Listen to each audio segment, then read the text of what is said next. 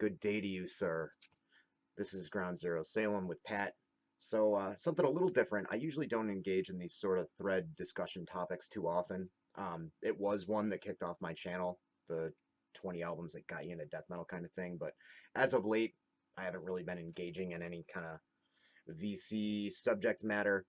But Vinyl Rich posted a video that is something I think about all the time, and I was like, yeah, that's such a great topic. I'd like to engage in this, and that's bunch of records that you didn't really care for at first, or in my case, I was just fine with, but didn't really bowl me over. I didn't see what the big deal was, but that I love now. So, 5 records that didn't make a great first impression, but I'm really into and kind of kicking myself that I didn't get it earlier.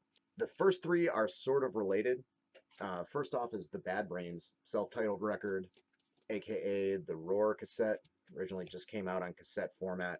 If you know anything about hardcore, if you're a fan of punk rock and hardcore music, you know that this is considered a classic, extremely influential.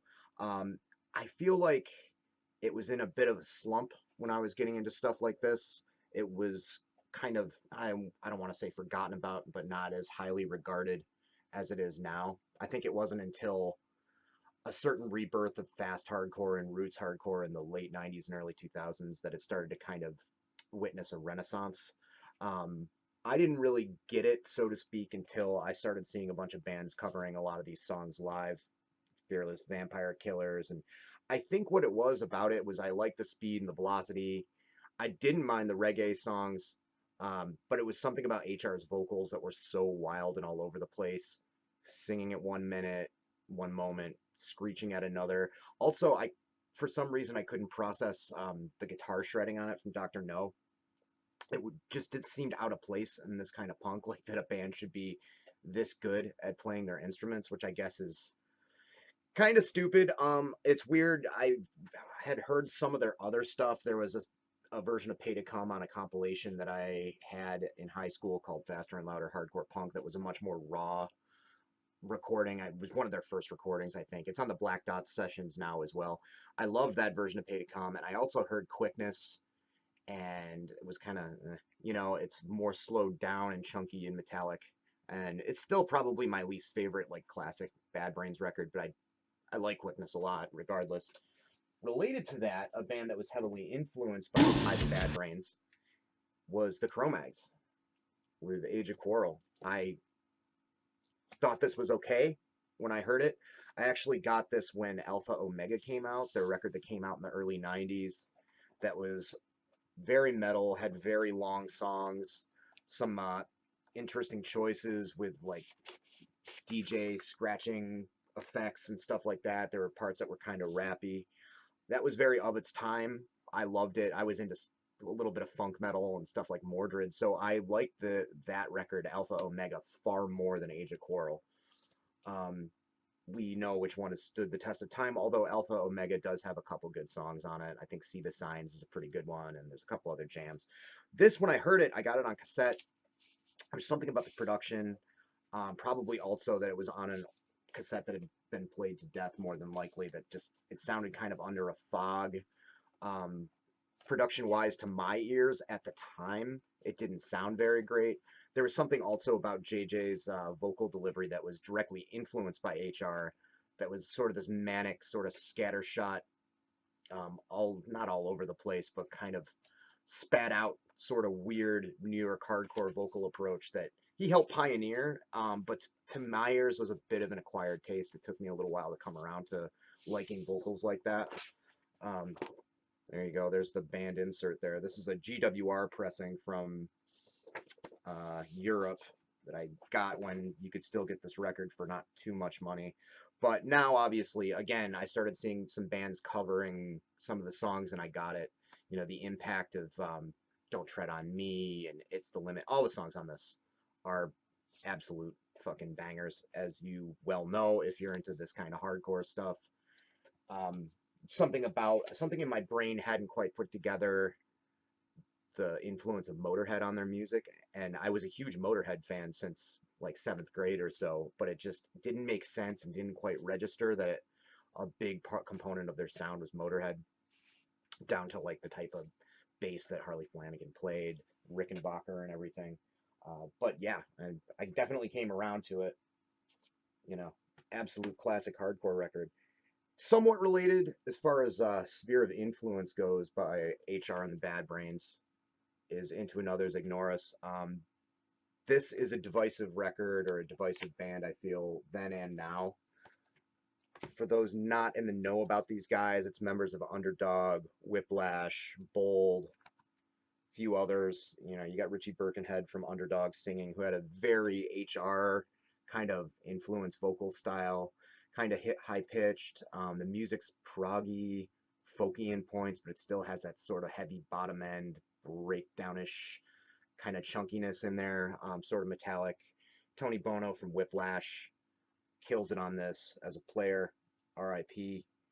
Um, Peter Moses on guitars. There's like a lot of like sort of like neoclassical sort of stuff going on with this.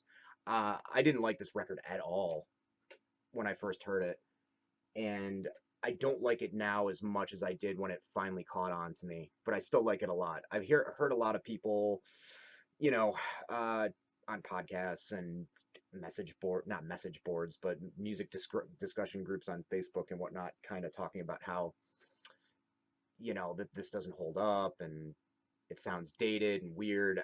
It's a weird record. I still really like it. Um, to me, after I kind of expanded my musical horizons a little bit outside of high school, I kind of realized that it has a lot in common with Rush, has a lot in common with T-Rex, I feel like, especially with like the vocal delivery here and there, um, as well as the usual kind of New York influences. It's a special record. The lyrics are kind of allegorical. They're sort of fantasy influence and kind of dreamy, but they're also very personal and real.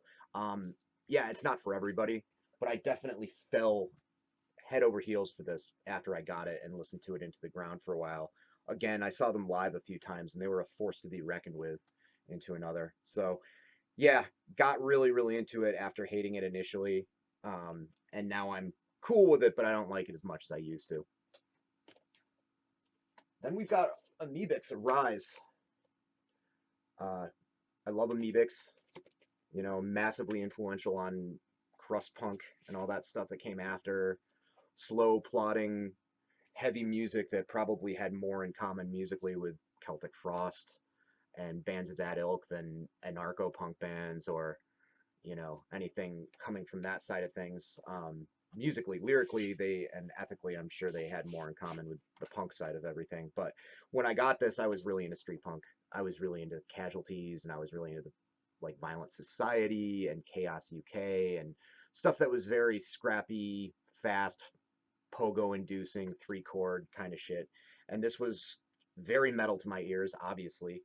Um, you know, I didn't get it. It sounded a lot like a slowed down Venom to me. And I liked Venom. I still do. I love Venom. But at the time, it wasn't what I wanted to hear. And it was very weird because I'd seen their name dropped everywhere. They were a popular, like, backpatch band then and now, I think. You know, all the punks always kind of wore their shirts and stuff. Um, I kind of associated them with the band Doom from the UK because they're another popular band with Crusties and everything, and they were also popularized, I feel, by Sepultura to a great extent. The Sepultura music videos, they're wearing Amoebics and Doom stuff like circa the Chaos AD era. So I was expecting something like fast and punk and kind of crusty, and it's way more plodding and metallic. But you know, after a couple of listens, it really started to sink in. Yeah, definitely disliked it at first and thought it was boring, but I was hypnotized by it like a year later. And Arise is one of my favorite records of this style. This was a repress on an Alternative Tentacles. I bought it on CD when it was initially repressed in the mid to late 90s. I think it was out of press for quite a while up until then. But yeah, this comes with a bonus 7-inch that wasn't on the CD. It's got a song called Right to Ride that sounds almost exactly like Motorhead. And that's a great track. Finally, shout out to my parents. This is Elvis Costello and the Attractions Armed Forces. My parents were huge Elvis Costello fans. They were kind of came from a hippie Deadhead sort of background. But they liked a lot of new wave stuff. They liked the Pretenders a lot, the Clash, and shit like that. And I remember getting into metal and harder stuff, hardcore and punk and everything, and hearing they had like different best ofs on cassette that they'd play in the old VW Jetta, and something about just the way the choruses kind of rang through and stuck in my ears. I couldn't stand it. It was really syrupy to me and really poppy. You know, I went through a period where, when I was very young, where all I wanted to hear was thrash metal and iterations thereof. But when I got a little bit older and kind of started getting into some new wavy stuff, some dark stuff, um, stuff that kind of had pop sensibilities, but a little bit of a jagged edge and a little bit of attitude, I completely fell in love with the Elvis Costello, with, and you know, this record in particular. Not like a mega fan or anything. This is the only one I own and the only one I feel I need. I can always spin like a best of on Spotify or something, but you can't go wrong with the lyrics and the hooks. Accidents Will Happen is a great album opener. What's So Funny About Peace, Love, and Understanding is probably one of my favorite songs overall of all time. So thanks, Mom. Thanks, Jack. Yep, this is a nice copy. Looks pretty good. I also remember buying this, and it was right when I started kind of like being a little bit more serious about collecting records, and I'd only collected hardcore and punk records. And this was only like, you know, because these records were pressed in the tens of thousands, these major label records in the 80s before the CD boom. And I couldn't believe that I got this for $2. I was like, this is such a steal. It's in such great shape. And that was kind of the common price for stuff like this. It was kind of me being sort of wide-eyed and ignorant about how much stuff should actually go for. I thought it should be at least 10 or $15 just because it was an LP. Ironically, that's how it is now. I'm sure if you go into a used record store and see this in the racks, it'll probably be 10 or $15, but at the time it was 3 and that was the going price. So that's a fun ramble. Yeah, I'll catch up with you folks soon. I got some great stuff in the mail from friends that I'm going to be talking about. It's going to be an all VCLT episode coming up next. Bye.